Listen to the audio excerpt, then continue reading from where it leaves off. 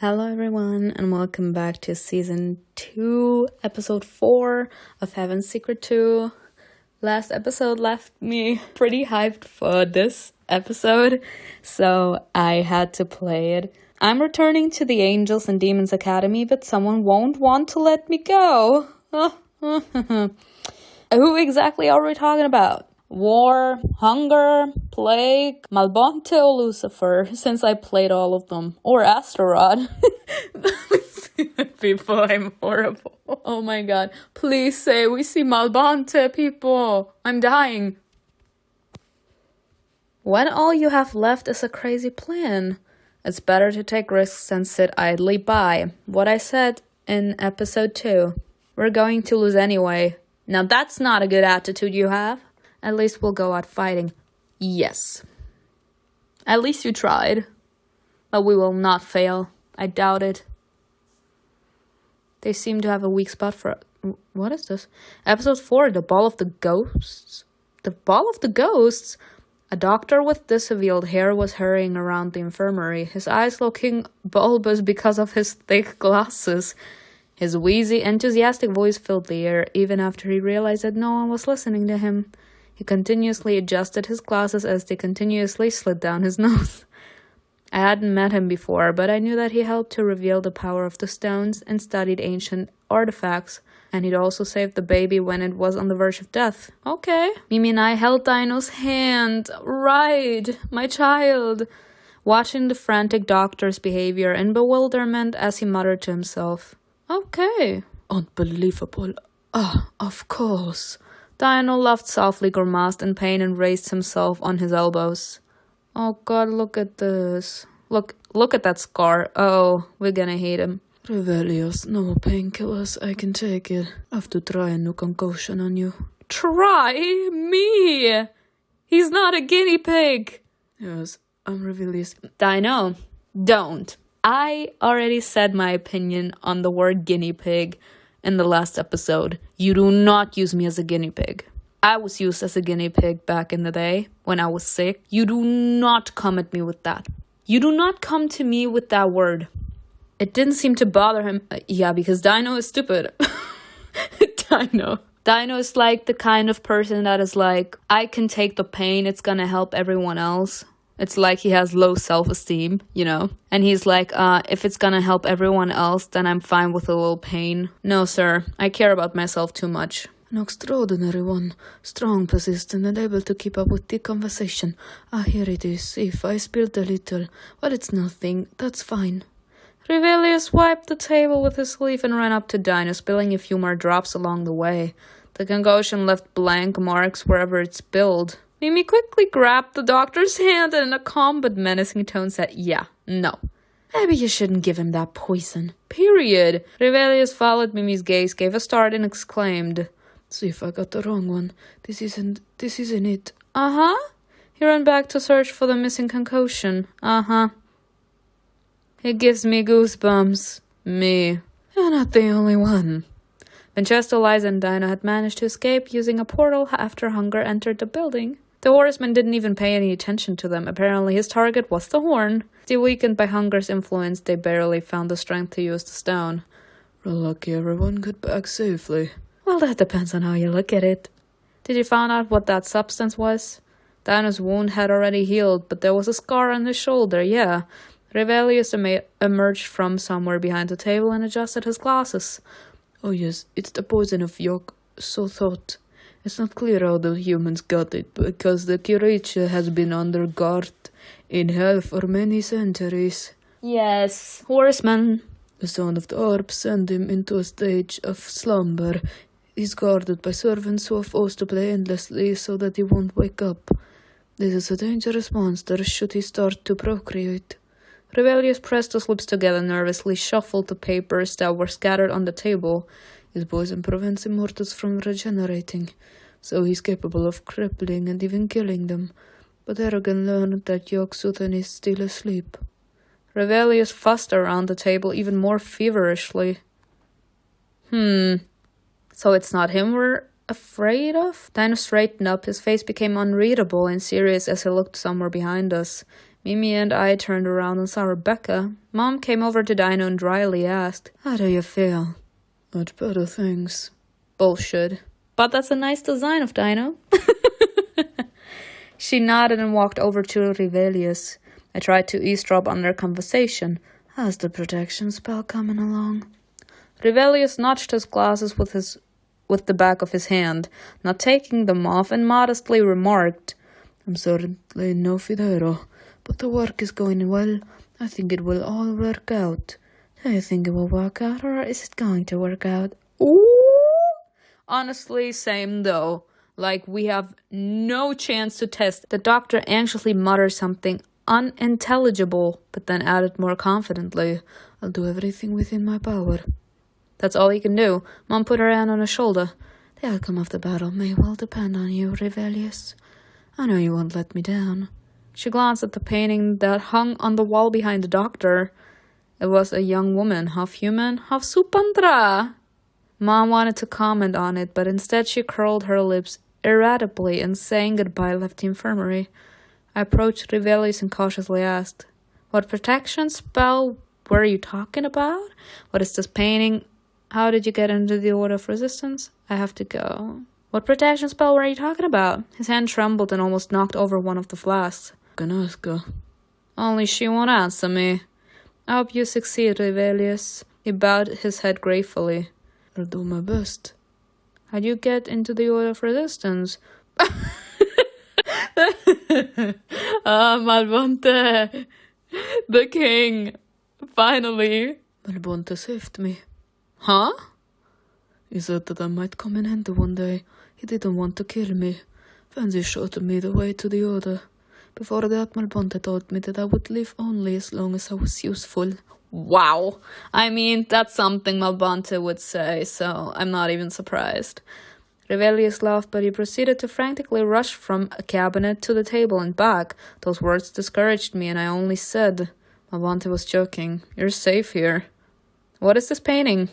His eyes sparkled with delight behind the thick lenses. "Oh, this painting is about the myth of the Supandra's origin. Have you heard of it? I wouldn't be surprised if you hadn't." "I haven't." "They say Supandras were created through a dark ancient rite. It was an accident. They were trying to resurrect a dead girl, but instead a creature was born." He began to fuss over his work again. "But it's probably all just a fairy tale." "I have to go. Will you call me if Dino gets worse?" "The worst is behind him. His life is no longer in danger." "Good, thank you."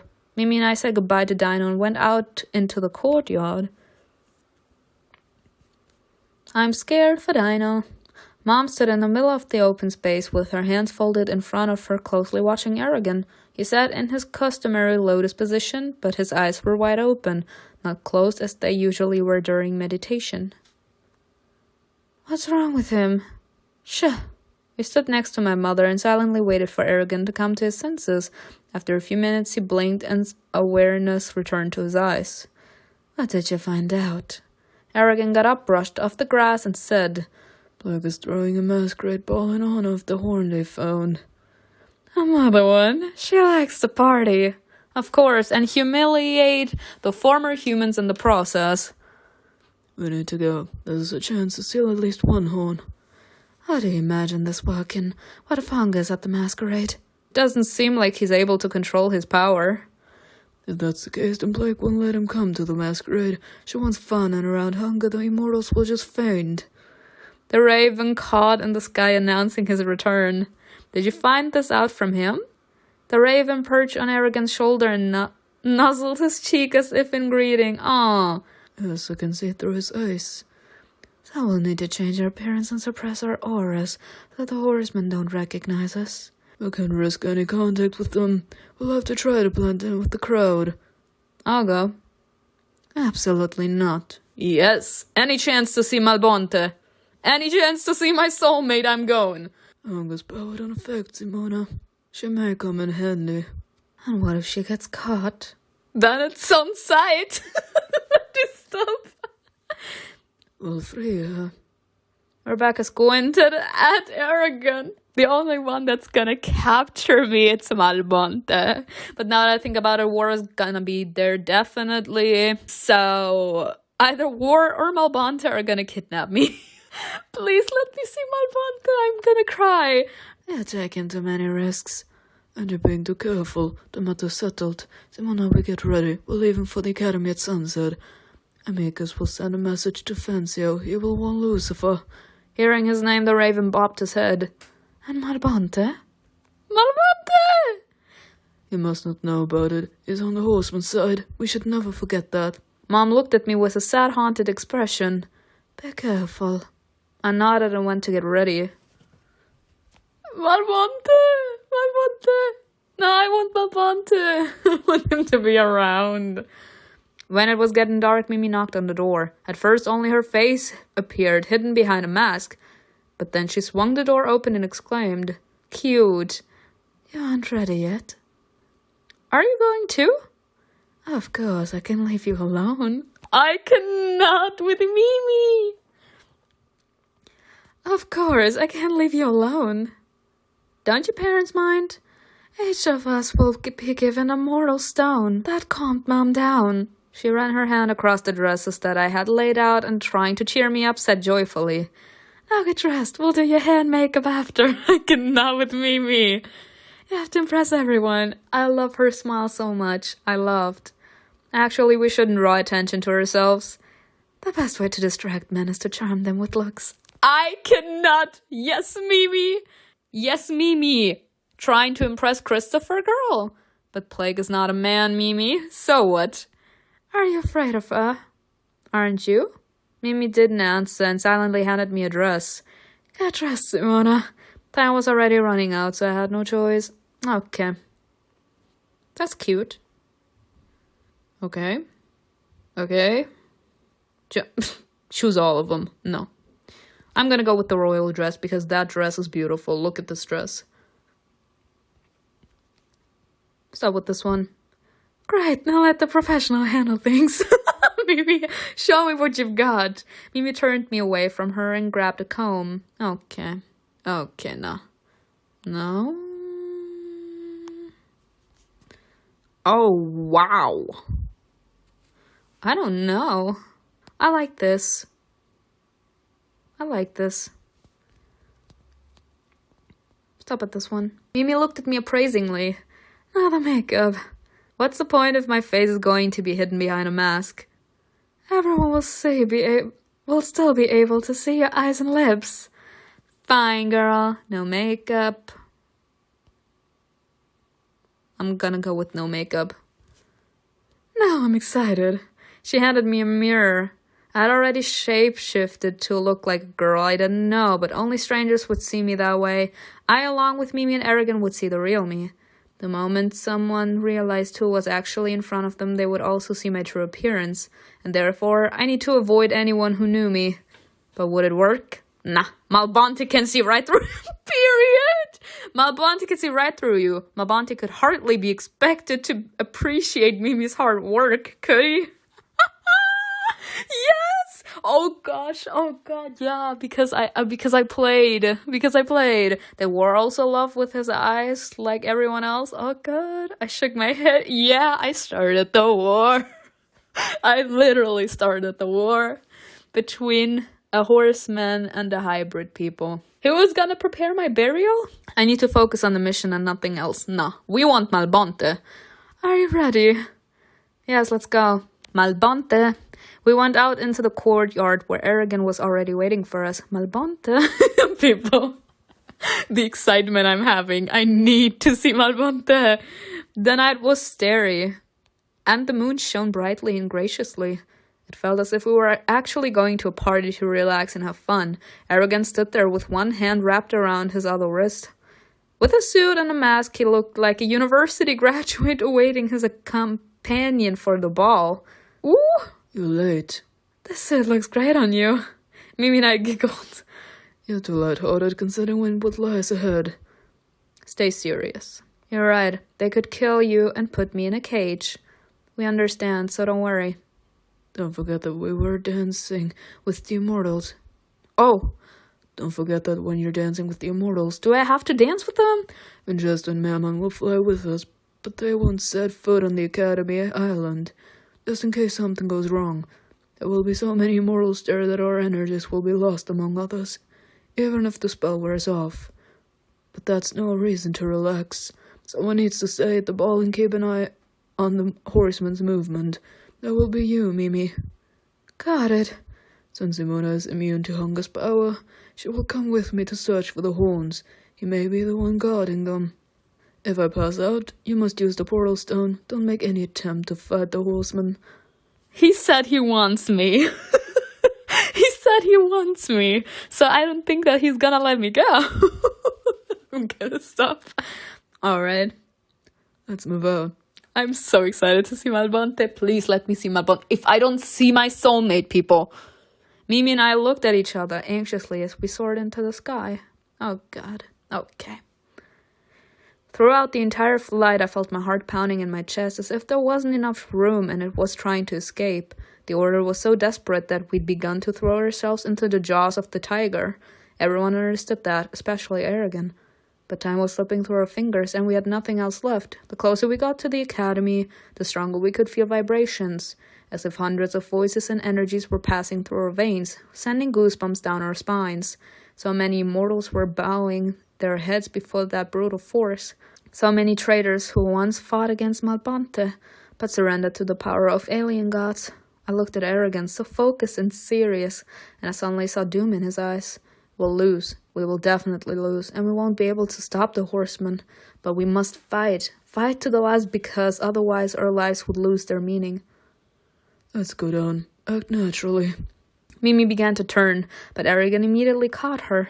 Don't look for Mammon with your eyes. I'm sorry. We landed at the academy's entrance and blending into the crowd going to the ball, we went inside. Oh God. Nervous.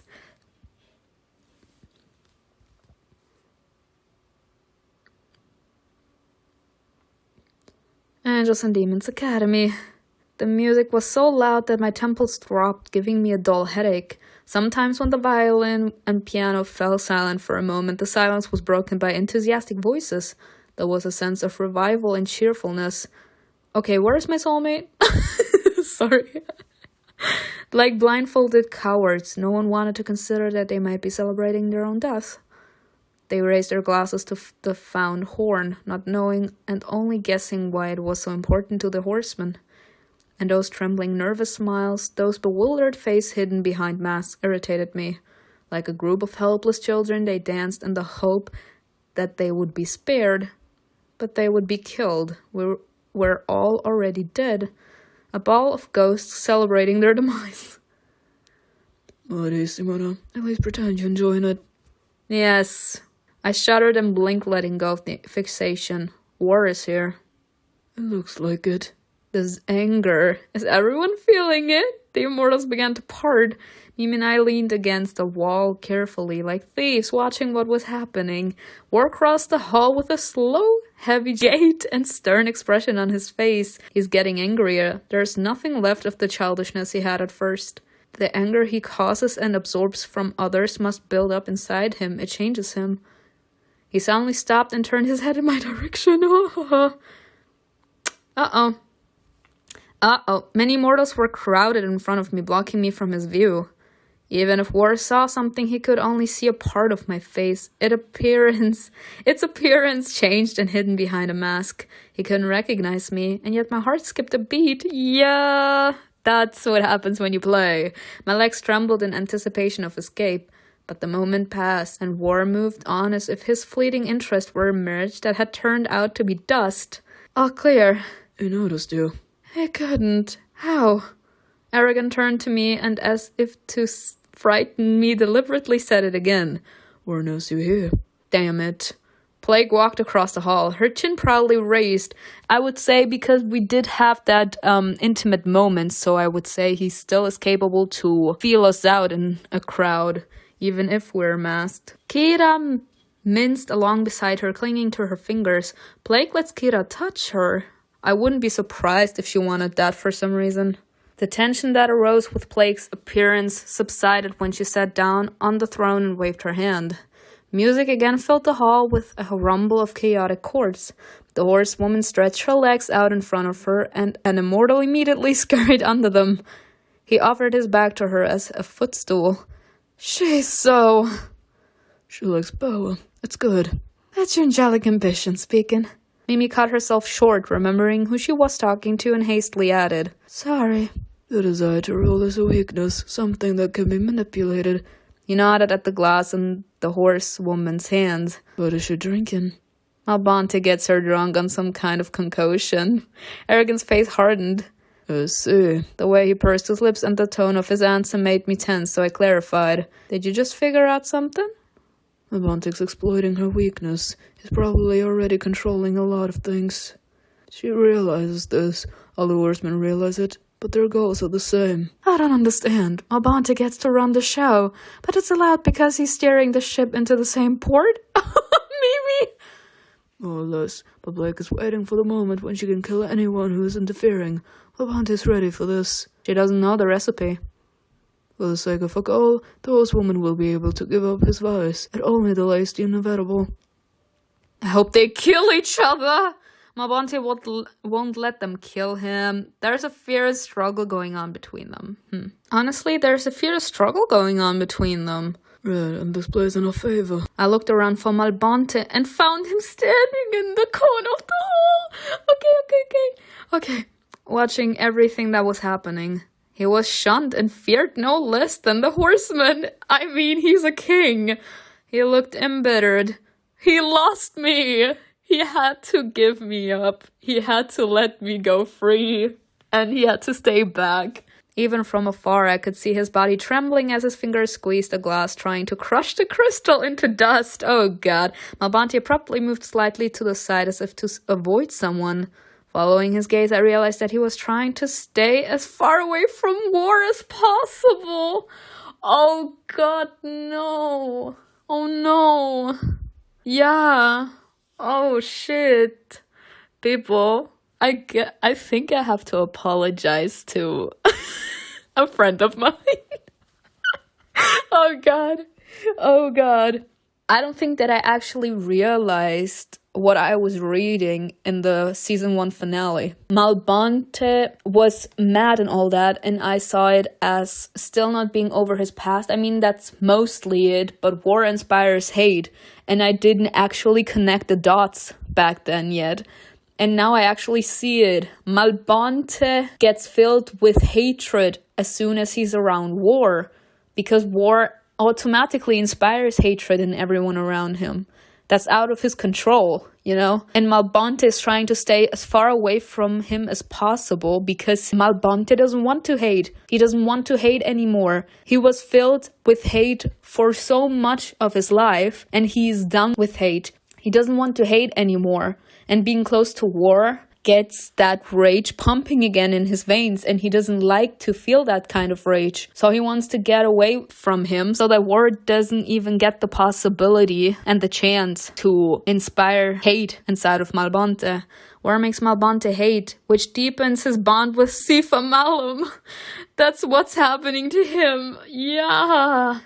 The more he hates, the more... I would also believe that it's a psychological thing, you know? The more he hates, the more he connects with his demon side and suppresses his angel side. And as soon as he suppresses his angel side, his demon side grows stronger. And since demons were created through Sifa Malum, Malbonte automatically deepens his connection with Sifa Malum. So, since Sifa Malum is not letting go of Malbonte... We did see it in Season 2, Episode 1, where Sifa Malum said that we are supposed to leave Malbonte alone, which first, try me bitch. A second, he wants Malbonte for something. He doesn't want to let Malbonte live in peace. So the stronger his connection with Sifa Malum gets, the easier it is for Sifa Malum to control Malbonte and his thoughts. Because Sifa Malum is capable to get into his thoughts. And Malbonte getting a deeper connection with Sifa Malum brings him back to the days where Sifa Malum would snap his spine, mentally torment him, would send streams of his energy into Malbonte to enrage him even more, because Sifa Malum fueled that hatred inside of him so that he would go up to heaven as soon as he would merge with his angel side and kill Sifa. I think Sifa Malum thought that he could go and run around free after Sifa is destroyed, and he wouldn't be stuck in non-existence anymore. But he's still in non-existence, so karma. But the fact is, war inspiring that much hatred inside of Malbonte is bringing Malbonte back to the days when Sifa Malum would be doing the same. Sifa Malum inspired hatred inside of him so that he would feel that enraged that he would do anything to kill Sifa, and war is capable to inspire the same kind of hatred that Sifa Malum once inspired inside of him. So I understand that he's like, yes, stay away from me. Am I right, Malbonte? Yes. Mimi, you stay. Simona, we have to go. No, I want to go to my soulmate. Malbonte. Aragon began to make his way through the crowd, heading for the exit, and I followed him. Aragon's retreating back vanished and reappeared as he moved past other immortals. I tried to keep up, but also not to attract attention with my haste. The door was so close, just a step away. Yeah, who's gonna grab me? Yeah, but someone blocked my path, cutting me off from the exit to the hall. I hadn't even looked up or realized what was happening when I heard a gloating voice. Astaroth! Astaroth! The least one I expected, people. The least one I expected. I expected it to be Malbonte, honestly. Because that's something he would do. He would be like holding the door with his finger and like swiftly move in front of us and say, how's it going? Literally, that's something I imagine from Malbonte. Astaroth. The other lover I wanted to have. How's it going? Nice try, but I still recognized you by your eyes. Huh? I took a step back, but Astaroth cautioned me. You don't want to make a fuss, do you? He wants to dance with us, doesn't he? Are you blackmailing me? Why not? You already think I'm a joke. Astaroth!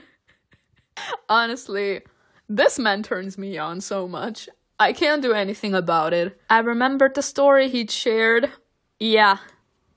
2 boys forced into hiding in hell, outside of the law, apart from Sifa's love. You began to treat Astaroth a little differently. Okay, so here we can see the story with Astaroth is unfolding. Okay.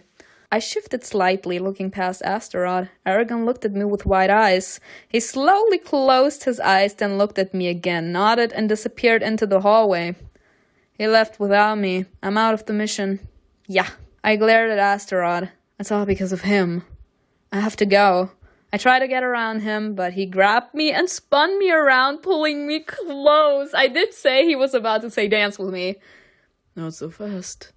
It looks like I'm the only one who recognized you. My brother isn't that stupid either. Oh! Look. He nodded towards Mimi. Christopher approached her and said something. What do you think she'll do? She'll tell him to get lost. Oh, is this again that we can bring them together? Be with him, girl. Be with him. She'll talk to him. Talk to him, girl. Talk to him. Indeed, Mimi said something to him in response and turned around to leave, but he took her hand, just like Astaroth just did. Will we look at that? The best friends go together with the twins. Oh, let me stop. Let me stop. I could understand everything that followed as if I were standing right next to them, listening to every word and witnessing the beginning of what? Of a love story. I don't know what you mean. What happens if I kiss you? Sorry. I'm so sorry. I mean, I asked for this. Why am I screaming like this? What happens if I kiss you? Will I taste raspberry on my lips? Just try it. So am I right? Is that you, Mimi? No. Yes. Then you won't mind. Oh my god, yes! I'm so sorry. He abruptly pulled her to him. Their lips were very close, but Mimi drew back. She swung to hit him, but Christopher caught her hand, continuing to hold it near his face. Your wild passion is attracting too much attention. Mimi rose up on her tiptoes and hissed directly into his lips. Okay. Let me touch you, and you will know the full power of my passion. Oh no, that's a tempting offer, but I want to be conscious. I want to fall at your feet on my own accord, not because you told me to. Wow! You said you wanted to be normal with me, but you keep acting like a prick. Yes, because that's what happens. And you keep acting like a jerk. Kiss. What do you want from me? Christopher let go of her hand and took a step back. I don't know. I miss you. Don't you miss me? Oh! Sorry. Don't be stupid. Sorry, then I'll have to tell the horsemen about you so they can keep you at the academy. You wouldn't dare. Oh, he would dare. Are you sure about that? Exactly that. Tell me what you want from me, or I swear He wants to kiss you. But Christopher didn't let me to finish. He clung to her, pressing his lips to hers, and then he began to kiss her persistently, but without any roughness. For a moment it seemed to both of them that Mimi reciprocated, but she almost immediately pushed him back, striking his chest and hurrying away. Christopher laughed, saying to her, retreating back, I told you, raspberries. Oh, people, I'm shipping these two so hard. Without turning around, Mimi gave him the middle finger. Yes! A human gesture that she liked so much. Oh, yes. A spark has ignited between Mimi and Christopher. Mimi and Christopher are iconic together. I had to. It was the choice to get Mimi and Dino together. Like I couldn't. It was Mimi and Christopher. Astaroth continued to hold me firmly enough that I couldn't see his face and couldn't run away. Do you think I like everything that happens here? Okay, Astaroth. Show me what you really feel. You saved our baby, and he'll be grateful to you, just as grateful as my brother and I are to Sylvius. No matter if the savers turn out to be monsters. I stopped struggling so as not to attract attention, and Astaroth seemed to relax. Stay in his arms. Oh my god. I relaxed in the captivity of his arms and tried to calmly plan my escape route. That's not gonna happen, girl. But before anything came to mind, Astaroth leaned down, pressing his body against mine and tickled my neck with his breath as he whispered, Look at them all. They're blinded by fear. They're trembling like a lamb, too. And you were so phased in the beginning. Where are your claws now, kitty? He did not call me kitty! I'm not a cat. His lips touched my ear as he smiled. I'm sorry, that's a turn on. That's a turn on. When you whisper sexually something into someone's ear, that's a turn on. You're so stubborn. You kept running away from me the whole time, but now you're not running. You can't. Oh, what is this? You're so desperate. Are you really hoping to steal the horns? I turned sharply toward him, but he only eased his grip for a moment, tightening it again with his arms just below my shoulders. Shut up! Hush, dear. Don't shout. Otherwise, if of a bit, we'll draw attention to ourselves. Oh my god! I'm sorry, people, like I'm living for this. I am so horrible. I'm so horrible. Like, all these men are capable to turn me on in a different way. So that's horrible. That's horrible. I can't. I'm so sorry.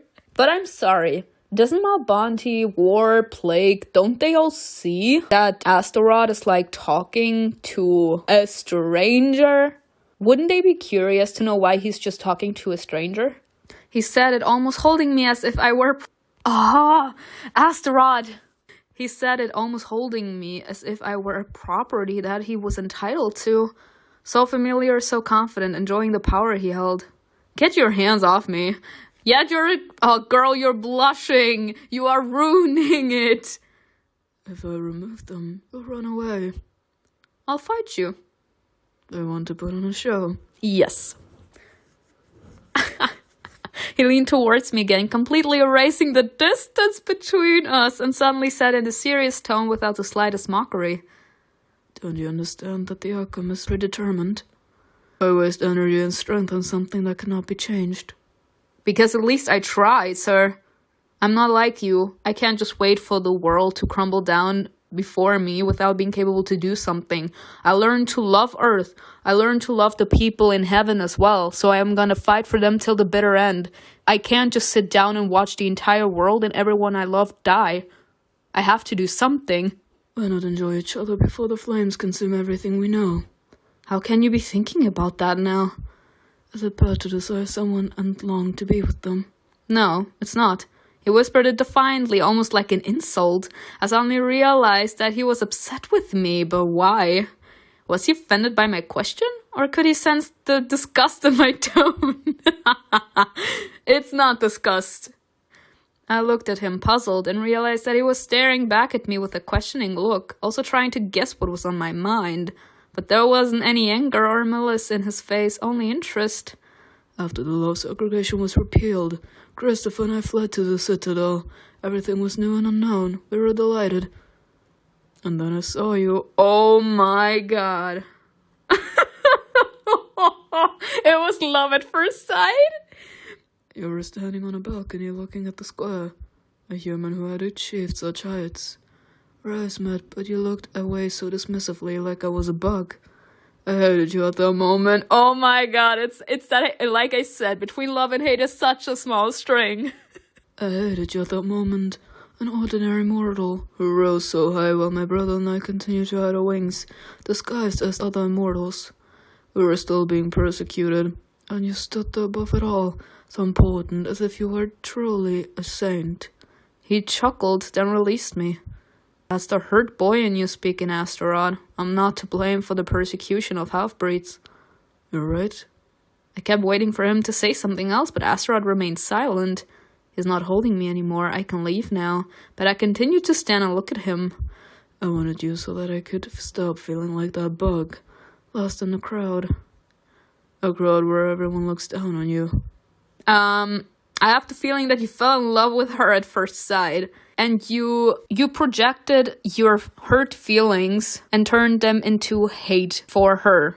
Because she had something, as in she was capable to stand proudly in front of a crowd, while you had to hide who you truly are. But it was love at first sight. I think he's confusing it in some way to feel better about wanting someone who he calls a lower life, you know? But it's not gonna make you feel better, Astaroth. You have unresolved issues that you have to work through. They're not gonna disappear if you act like a dick. You're gonna have to work on them. He touched my cheek and ran his finger along my face, outlining my cheekbone and chin. Oh god. His movement was rough, and his lip curled with a sneer that seemed born of self-disgust. But now I don't need you. I can finally see things clearly. You're all the same, just as cornered as Christopher and I once were. He carelessly brushed some dust from my dress. His eyes glided over my body in an undisguised assessment, dripping with disdain. Yeah, you like it, don't you? Oh my god, it's happening.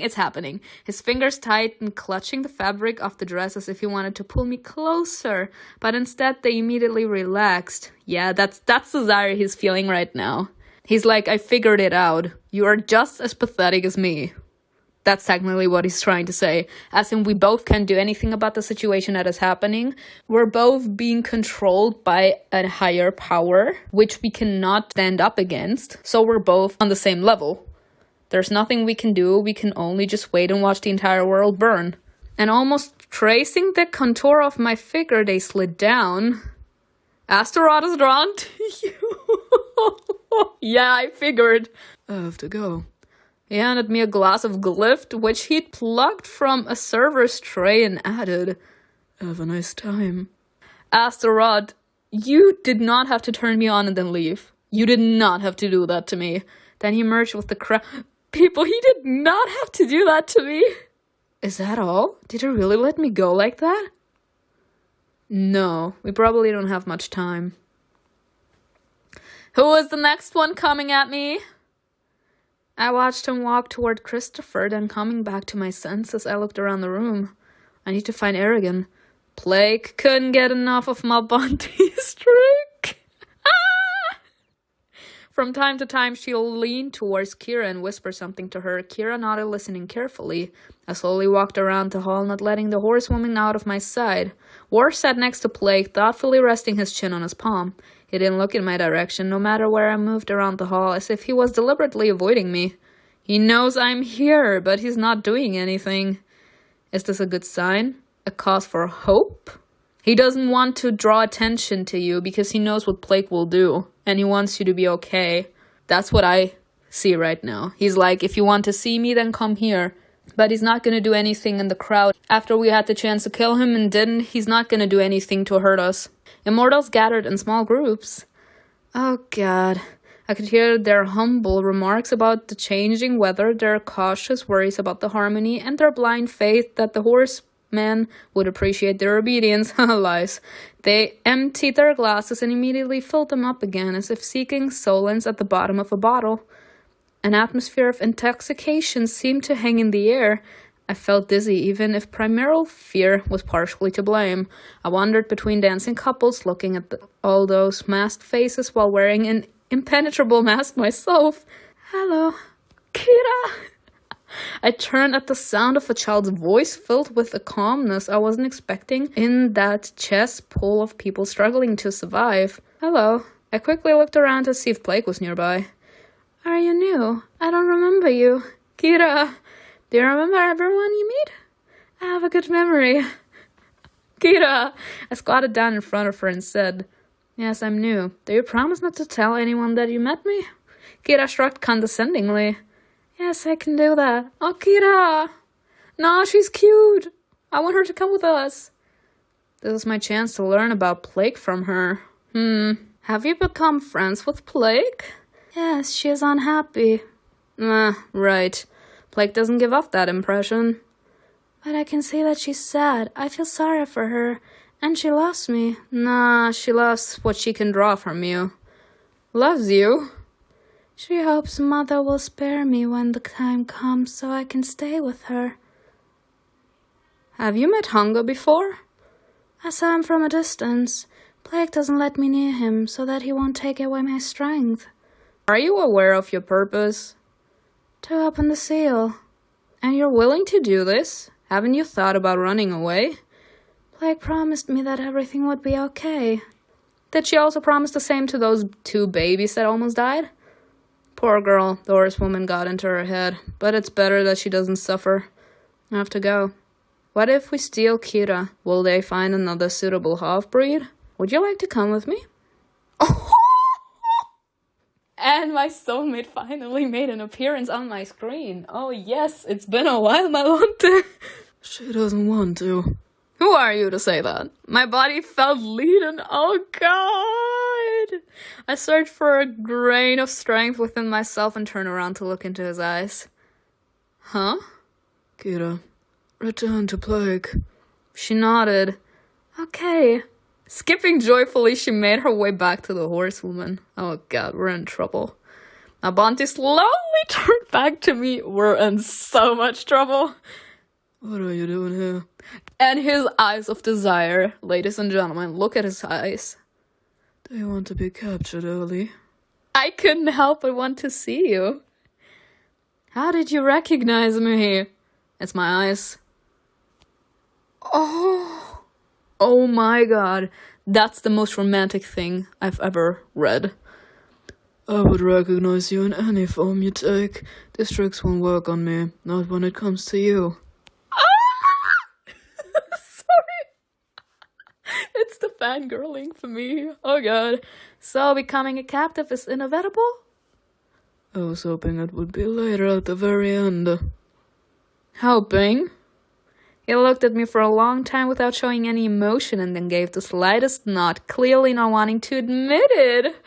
Sir, tell me something. Oh no, my butt! Are we seeing his face? Yes, I'd hoped. I think this is him saying that he can't do anything but to go along with the horsewoman because he's following his own agenda to bring her down. He told us that in the season 1 finale, that he knows what he's doing. Him saying, yes, I'd hope, that breaks me because he's like, I hoped that you wouldn't have to be captured. He looked around the hallway. Who did you come here with? I'm not going to tell you. Is Rebecca here too? No. We fell into silence again. I no longer looked at him, trying to come to terms with the fact that he wouldn't allow me to leave. I touched the secret pocket of my dress where the portal stone lay. Yeah, he's gonna say don't touch it. Don't even think about it. I need to make sure Mimi and Aragon are okay first. Did you come for the horn? Yes. Our eyes met. I suddenly felt sick from the abyss that always separated us. I wanted to take a step toward him, but I got scared that he'd let me fall right to the bottom of that abyss. That's when you have miscommunication. Wow! Oh. People, the other stories. Oh god. The other stories are gonna suffer. I missed you. Malbonte's eyelashes trembled and the corners of his lips stretched slightly into something resembling a smile. Why are you saying that? Because it's true.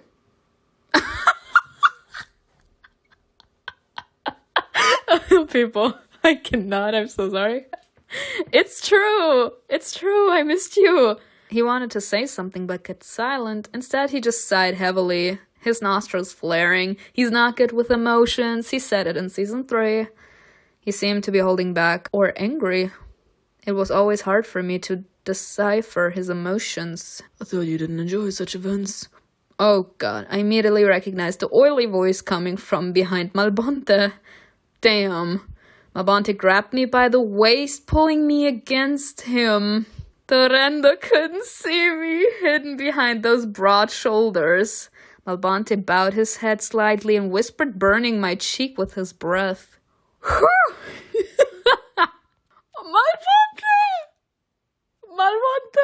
You cannot turn me on like this and leave me. Why is every hot man in this episode just trying to turn me on and then leave me? Leave. People, the biggest sign of love that Malbonte is giving, and a lot of people don't even see it, is when he's saying leave. That's the biggest sign of love, because technically he should immediately bring us to plague, but he can't. He doesn't want to. Him saying leave is him actually setting us free. He's willing to endure so much torture as long as we're fine. Because if Plague should find out that he knows that we were there and he kept it and also let us go, he's gonna have to go through the torture. Or maybe even a Plague is gonna allow War to inspire that hatred inside of him, and then his connection to Sifa Malam is gonna grow and he's gonna have to go through another mental abusement. And he's willing to go through it just so that we are fine. This man. Then he turned sharply to face Torrendo. I do a lot of things that I don't like. His voice was icy, sharp like I had never heard it before. It made me uncomfortable. I didn't want him to ever talk to me in that tone. I carefully backed away, hiding behind one immortal, then another, then a third. And when there was enough distance between us, I rushed to the door more nervously and hastily than I had intended to. You're not gonna tell me that I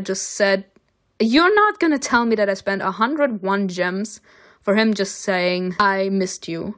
I ran down the hallway without even knowing where I was going. My heart was pounding in my chest, in my temples, and in my eardrums. It was only then that I realized how tense I was from being there.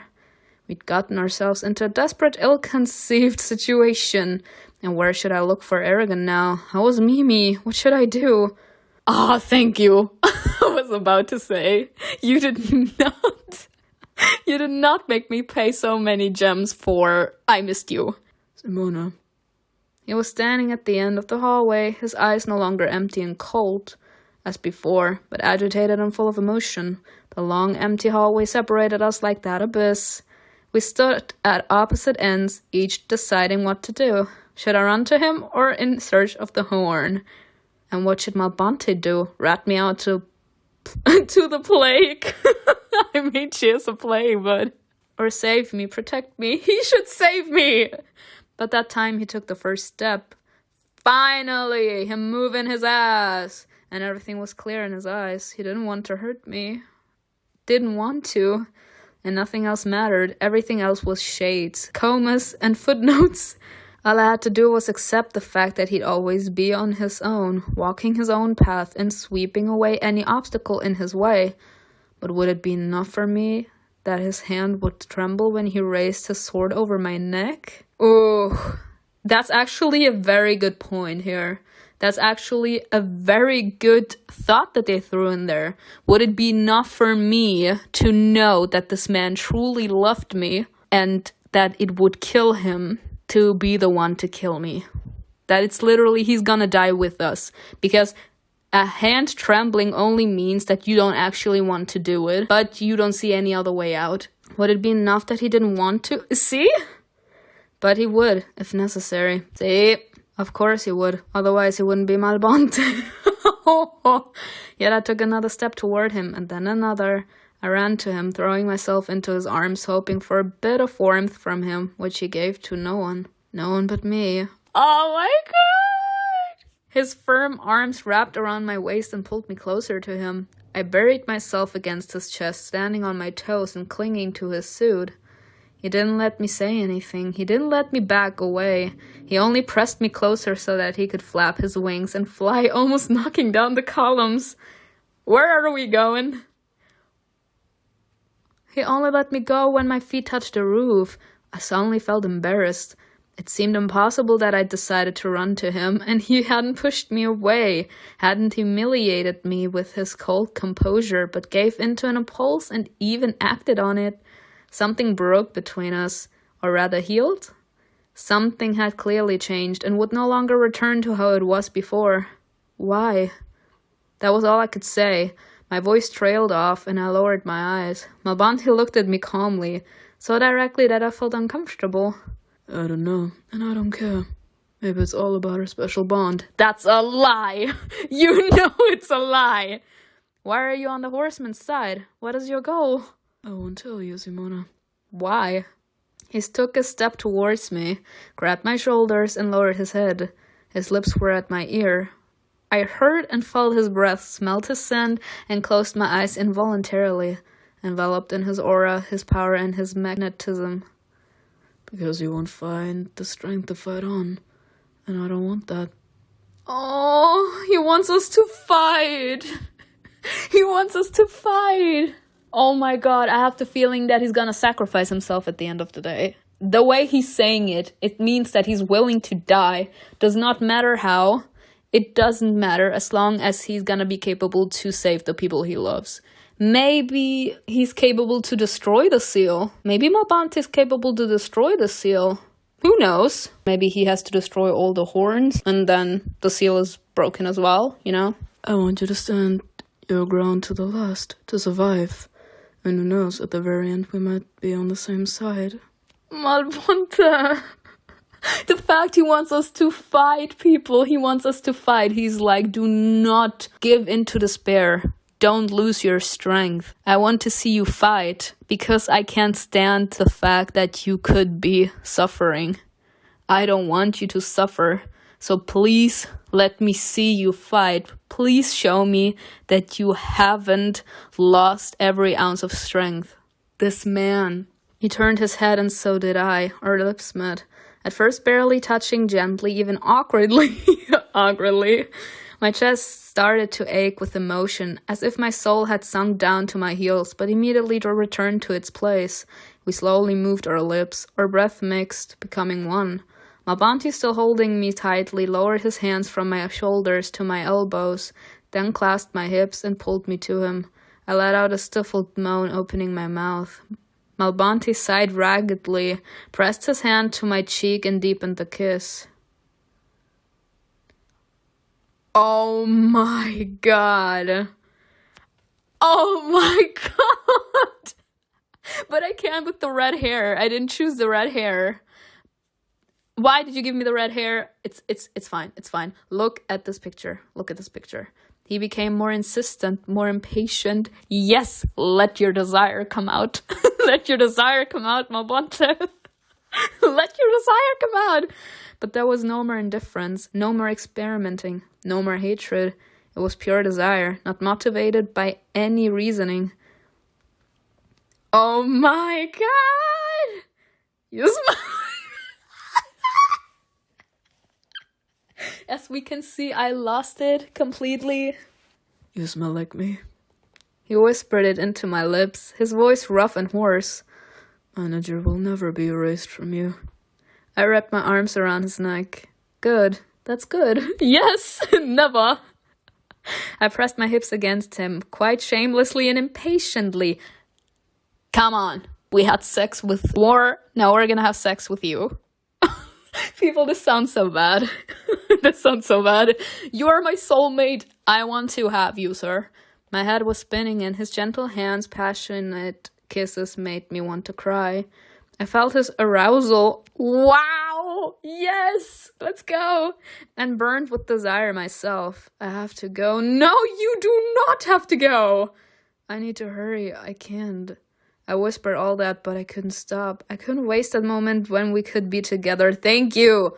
I tried to convince myself that I was distracting Malbonte, that he'd follow me and wouldn't allow me to do what was necessary. But in fact, I just lost my head. Malbonte pulled away again, grabbing my shoulders, his voice even rougher now.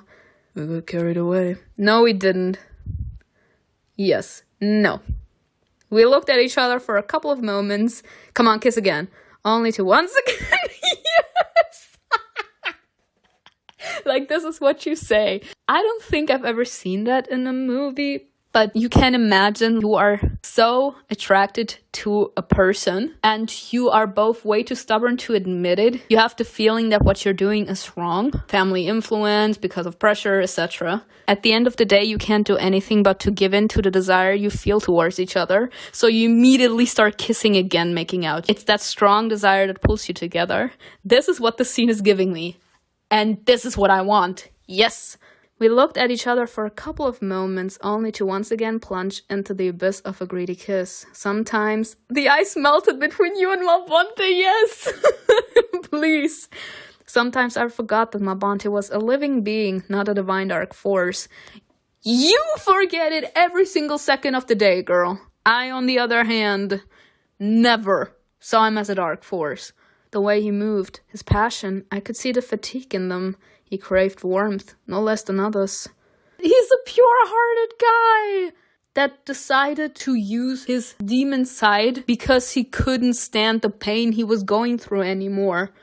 Can you even look back and see all the shit that this man had to go through to this point? He didn't exchange one master for another, like the others. Only Malum has his hands wrapped around his neck, but Plague as well. And War as well, since he inspired so much hatred in him. He has 3 people at his throat.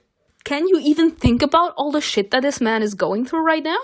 Do you actually blame him for using his demon side, as in to be completely cold to everyone around him? Do you blame this man? He didn't need to always be strong and unapproachable.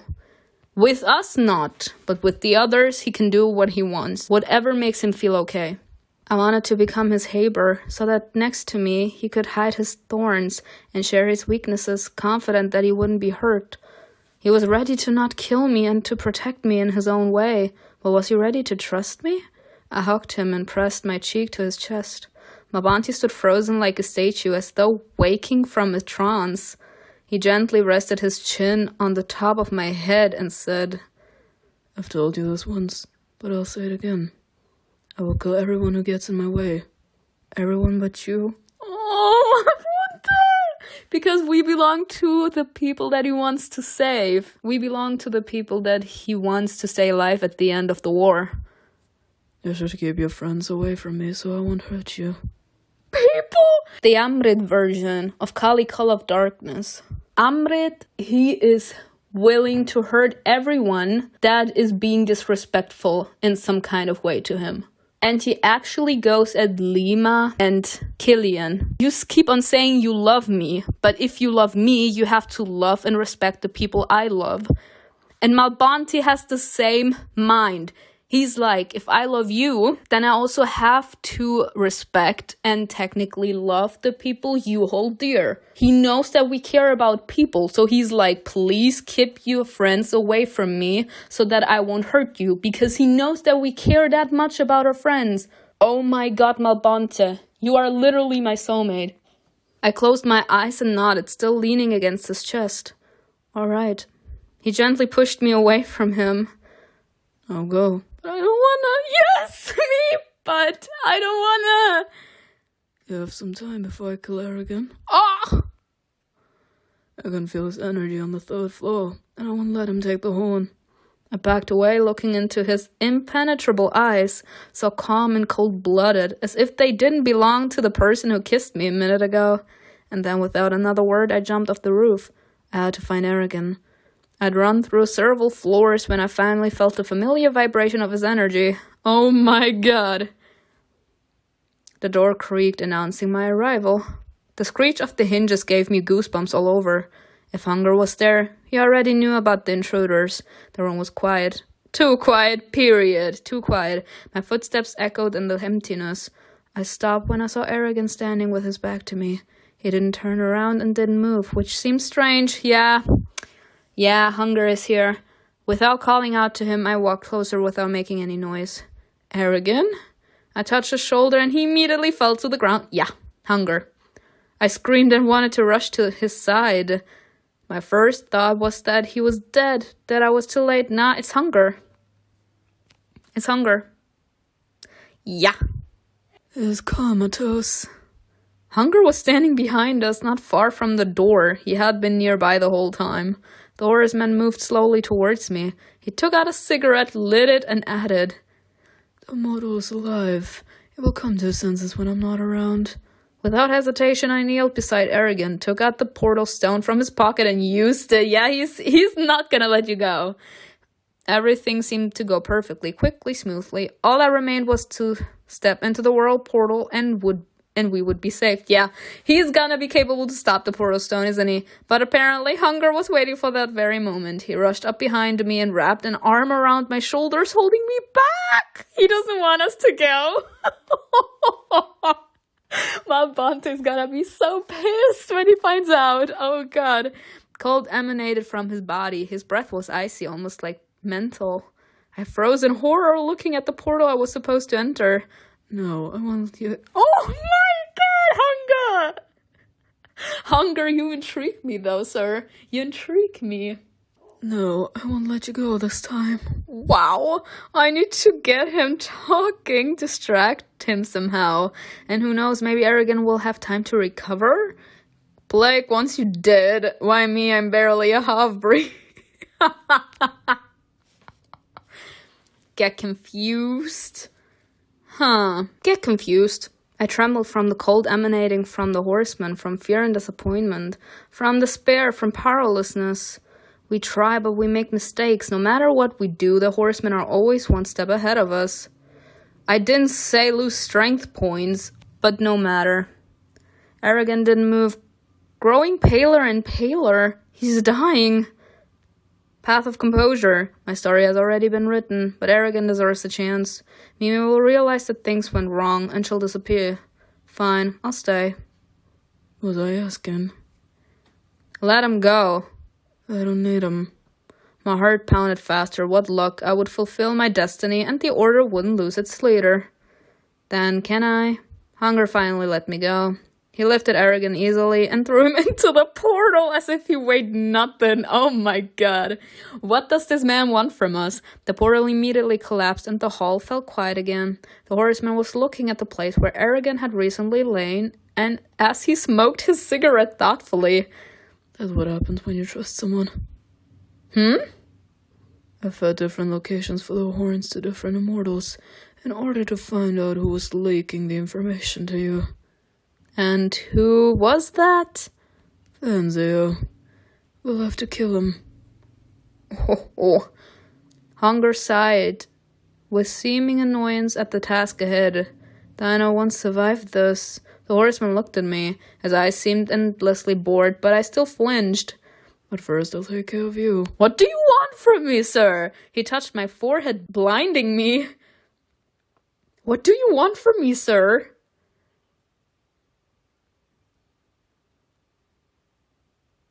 I opened my mouth trying to scream, but I couldn't hear my own voice. There was nothing. No hall, no sounds of music, no cold emanating from the horseman.